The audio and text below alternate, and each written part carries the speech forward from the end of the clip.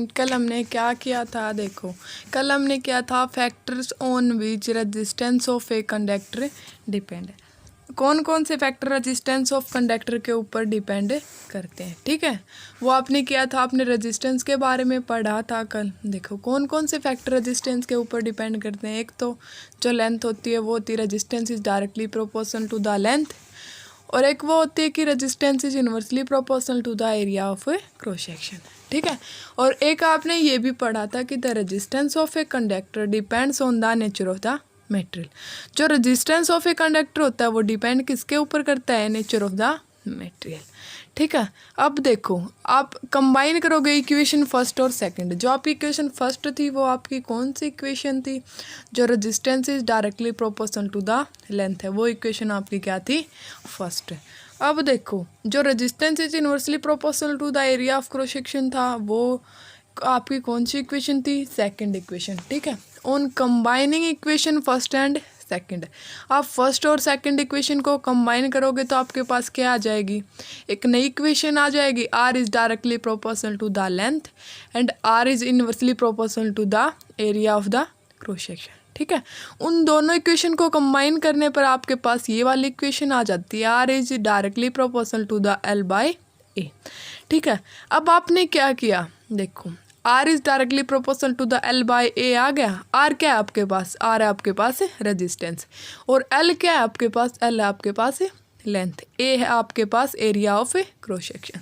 देखो, उन दोनों इक्वेशन को कंबाइन करके आपके पास एक नई इक्वेशन बन जाती है, R is directly proportional to the L by A.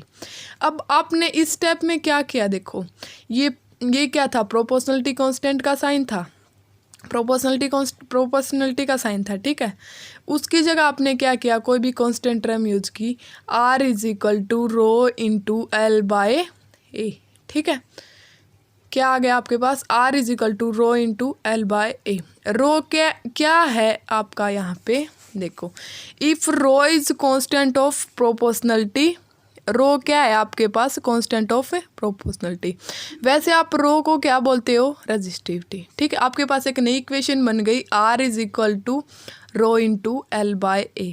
Rho है क्या आपके पास? वैसे तो है आपके पास रेजिस्टिविटी, लेकिन आपने यूज कहाँ पे किया है रो को? Rho is a constant of proportionality, ठीक है। अब देखो, ये वाली इक्वेशन आई ना आपके पास, R is equal to rho into L by A, ठीक है। इस इक्वेशन को आपने ले लिया कि आपके पास कौन सी इक्वेशन है? थर्ड इक्वेशन है, ठीक है। अब देखो, इसके बाद आपका जो नेक्स्ट टॉपिक आता है वो क्या आता है? रेजिस्टिविटी, ठीक है। रेजिस्टिविटी को आप स्पेसिफिक रेजिस्टेंस भी बोल सकते हो, ठीक है। अब देखो, इफ़ वी नो दैट, जो आपके पास इक्वेशन थर्ड आई थी, आप ये जानते हो कि R is equal to rho into L by A, ठीक है। R is equal to rho into L by A. आप इस इक्वेशन थर्ड में क्या कर दो? In above equation if length L is equal to 1 and area of the cross section A is equal to 1, जो L है आपका वो क्या है? आपका यहाँ पे लेंथ है, ठीक है। ए क्या है आपका? Area of the cross section. आप लेंथ इक्वल टू 1 पुट कर दो और area of the cross section equal to 1 put कर दो, ठीक है। जो थर्ड वाली इक्वेशन थी, थर्ड वाली इक्वेशन आपकी क्या थी? R is equal to rho into L by A. इसमें आप क्या करो?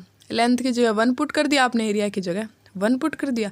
जो आपके पास नई इक्वेशन आई वो क्या आ गई? R is equal to rho into 1 by 1। ये 1 बाय 1 यहाँ पे क्यों आया आपके पास? क्योंकि आपने क्या किया है? लेंथ एल की जगह 1 पुट कर दिया, एरिया ऑफ क्रॉस सेक्शन की जगह 1 पुट कर दिया, ठीक है। आपका यहाँ पे आर किसके इक्वल आ गया? आर आ गया रो के इक्वल, ठीक है। तो आर क्या था आपका? आर था आपका रेजिस्टेंस। रो आपका क्या है? रो है आपकी रेजिस्टिविटी। जो आर है आपका वो किसके इक्वल आ गया? रेजिस्टिविटी के इक्वल, ठीक है।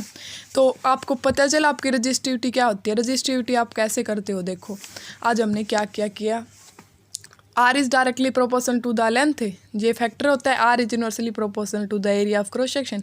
आपने क्या किया? इन दोनों इक्वेशन को कंबाइन करके आपने एक नई इक्वेशन बनाई, R is directly proportional to the L by A. बाद में आपने क्या किया? R is equal to rho into L by A.